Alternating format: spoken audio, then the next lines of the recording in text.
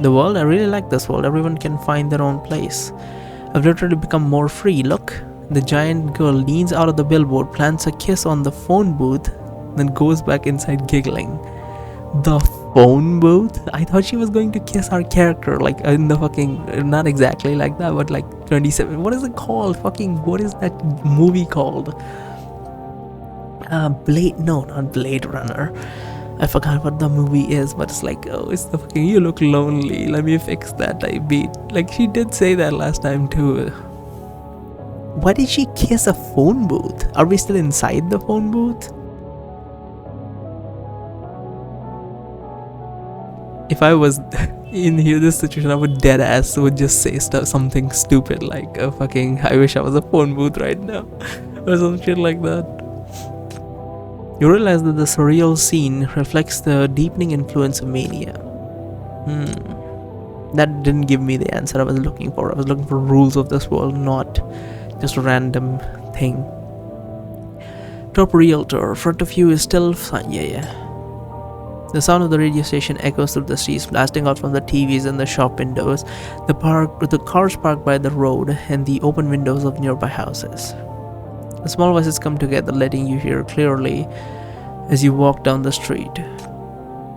Hi everyone, welcome to Call It 3 AM, the most loving radio show is by your side. Tell me about all the troubles and worries in your life. I'm all ears. As usual, we'll first take a call from a listener to hear what kind of voice will be joining us today. Oh, this guy. Hello? Hi there, I'm a real estate salesperson. Upon hearing the familiar voice, you can't help but stop in your tracks and turn towards the source of the sound. I called because I can't take it anymore. I have a 4-year-old daughter and my wife died during childbirth. These past few years, my daughter has been my only motivation to live. But my daughter has always been in poor health because of the medical fees. You have always been struggling. I'm the sole breadwinner of the family and I've been working hard, but I really feel more and more tired. Every day when I make my calls, I either get yelled or made fun of. I'm lucky if they just hang up directly. Whenever a call gets through now, I feel afraid. I know you have had similar experiences, so can you understand how I feel? Remembering how the phone-head man who chased you for 3 blocks had been staring at the photo in the night, the complex emotions in your heart eventually settle into a sigh. Of course, I can fully understand that you, as the sole breadwinner of the family, must be under a lot of pressure. But I also hope you understand that this is just what work is like. A good worker shouldn't complain. If you're unhappy, you should work harder to change your circumstances. Huh? Yeah, what type of fucking answer is that? Fucking lick the boat. That's fucking good. This is the job and career path you chose, isn't it? It is your duty to take on the impact it brings. What's the use of complaining and being all emotional? It's just useless whining that ruins everyone's mood. Our society needs perfect products and workers who provide value, not failed tools like you. This sounds like fucking what Shalom would say. It also sounds like communist propaganda or something. I hope you can set a good example for your daughter by fixing your mood quickly. I am a failed? Yes, I hope you can change and mature quickly and take on the responsibilities you have in society. Well, time's up. Let's take our next call. As a new call comes in, 11 types a line in the comms device, a worried look in her face. I don't think she helped that man by saying that. It's only going to make him more desperate. He just needed a little encouragement. Well, yep, thank you for that. Yeah, I couldn't possibly guess that shit myself. Oh my god, what a revelation. He hasn't given up on life or work, he's just tired. Let's go, we need to find her before she affects more people. Let's take a look at this otherworldly voices. Let's see. Can't wait to fall into a deeper dream, can you? Oh, that's fucking Chameleon. Of course it is.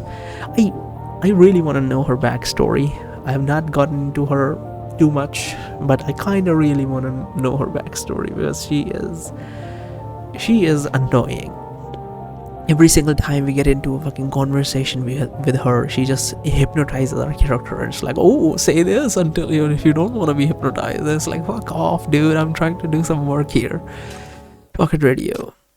Real estate agent who has been assimilated by this world and whose head has turned into a telephone, as subjected to the ridicule of the toxic customers, evokes a sense of sympathy. By the way, my nose is blocked, so that's why I might sound a bit ridiculous. Apologies. The seemingly vulnerable agent shows a ferocious side because Chief and Nino hasn't been assimilated by this world. Chief learned from a ready program that agent is single-handedly raising a daughter who, while also dealing with a ton of work pressure, the mysterious voice lurking in the shadows trying to break him down with this. So wouldn't he just commit suicide at that point? Okay, let's head this up. Night 2, Emerald World. After being unconscious for a long time, you wake up in the phone booth. Pushing the door open, you find yourself in a whole new mania world. How are we laying down exactly? We have 2 other people with us, until as they disappeared.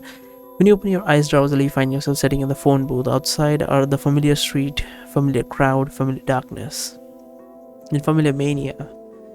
As you think, you find that the notebook and the fountain pen you carry with you have been taken out of your pocket and placed next to you. It's also at this time that you realize that Nino is gone.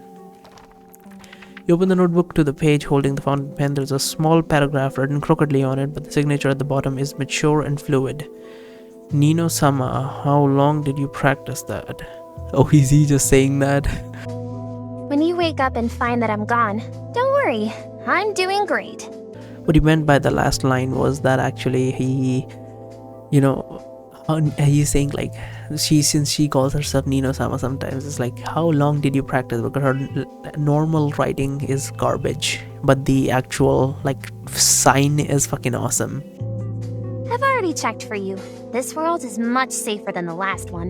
The weird guys here won't try to transform us into them. But I suddenly thought of something I must deal with, so I gotta go now. Don't worry, I'll make sure to be careful. You see, I was the one who saved you in the last world, right? I'm sure you can solve the problem and find the voice this world really needs. When you finish reading the note, 11 beside you also wakes up. She stares blankly in the identical world in front of her, eyes full of surprise. You show her the note and reassure her Nino is a bright girl, and just like she said, it was her who saved you in the first place. Push the door open, walk out of the phone booth with 11. Entering the city that is both familiar and strange to you, look back at the phone booth which stands there alone, waiting for people to go in and out or pass by it. I get a strange feeling about this world. It makes me want to escape immediately, but my feet feel stuck. Oh, so this is like different world sort of setting, like the first world was like bullying or like something along those lines, saying no to fuck shit or stuff like that, maybe. What is this world about? Even though it looks so much more peaceful and quiet than the last world. 11 typed 2 lines on the communication device and showed them to you. Your feeling is the same as her. Everything here is just like the last world you've left behind, but somehow everything feels more unpleasant. On the nightmare street, the strange people with alien heads do instantly pounce at you wanting to transform you like the last world. They lurk in sparse groups, all hunching as if crushed by something. Or like weight of like, is this sloth? Are they going for the 7 deadly sins or something? They look so haggard, the expression is blank, but you can tell they're about to snap. Or like stress, is this world about stress or something? It's as if their souls have been drained. Their walking speed and the way they get on the bus are almost identical, as if they are all puppets worn out from being fiddled with for too long. Feels somewhat familiar. You think of the meeting this morning. The whole conference room was gloomy, not particularly different from the scene in your sight. You shake your head and throw the work-related anxiety out of your mind. You mull over the hint the ghost lady gave you in the phone booth. What hint? What kind of voice does this world need?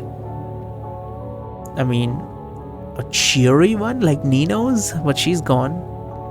Based on the experience in the last world, 11 hid in the record store because she couldn't find the key to crack it. When you arrived, she remembered the voice she'd lost, so what would she think this time? Do you have any idea, 11? About this world and about what you want to say?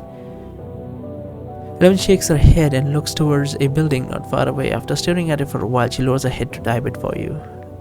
I don't have any clues, but I feel that there must be something here. 11 opens her mouth. The slight strain of veins on her neck shows that she's trying hard to speak. Unfortunately, she still can't say anything except words of refusal.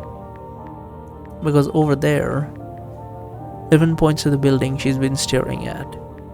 That's the TV station where I work. I heard the poem in the phone booth. once recited in my show. So that's what's happening. She is a sinner, S-class, but she's also living her life as a normal person, but her sinner powers took over when she eventually snapped, creating these limbo-like multi-leveled worlds where she can just, like, how should I put this? Every world has a theme, and once we finally break her out, maybe she will calm down and we can take her back to MBCC, or she'll run away. But like, in the lore of the stories don't really match with, obviously, the people we have in our bureau.